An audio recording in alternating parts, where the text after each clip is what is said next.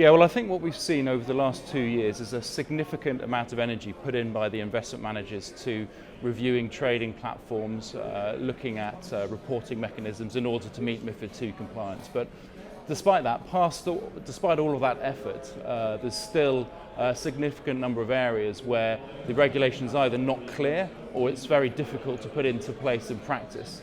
And so those areas cover things like very specific reporting scenarios around derivatives, or the notorious RTS 28 reports, which are due to come into effect in the next few days. On the surface seems a very simple report, but once you drill down into it, it's actually quite complicated.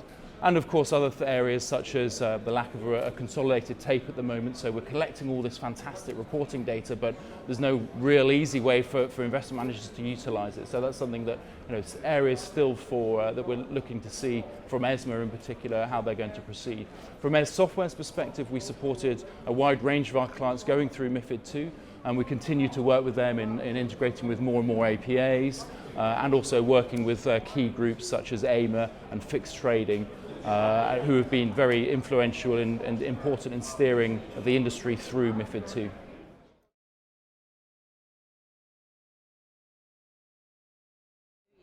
Well, I think post MiFID II, a lot of managers are keen to get back to business as usual and get back to the bread and butter of investment managing.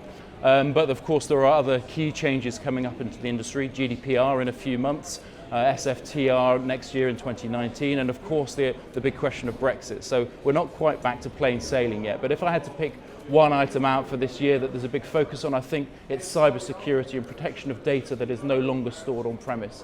I think after MiFID II, a lot of managers looked at platforms and systems where that data came off premise and is now on the cloud, or they're dealing with counterparties who have data in the cloud, and so that's a key focus.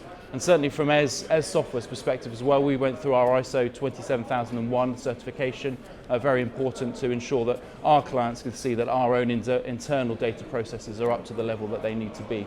But overall, I think that investment managers will be reviewing what they've done in MiFID II, reviewing their processes, reviewing their operations, with a view not just to cutting costs, but potentially removing some of those manual processes that they had to put in place as a result of MiFID II, and essentially keeping their platforms ready to meet the regulations going forward.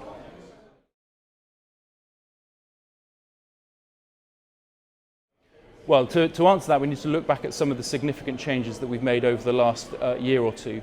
One of those has been a reorganisation of our client services organisation and also our development centres. And we've done that to align ourselves for future growth and to support an ever-growing client base, to support clients that are regional but also multi-regional as well around the world.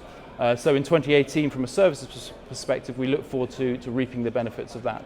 From a product perspective, our Eze Investment Suite is our flagship product, and we're continuing to grow the capacity and the support for the range and depth of asset classes there. And the aim there is that we will be able to support larger and larger asset managers. So the next 2 years will be very exciting at Eze. I think you'll see us supporting the full range of asset managers, all shapes and sizes, from the smallest startups all the way through to the very largest asset managers.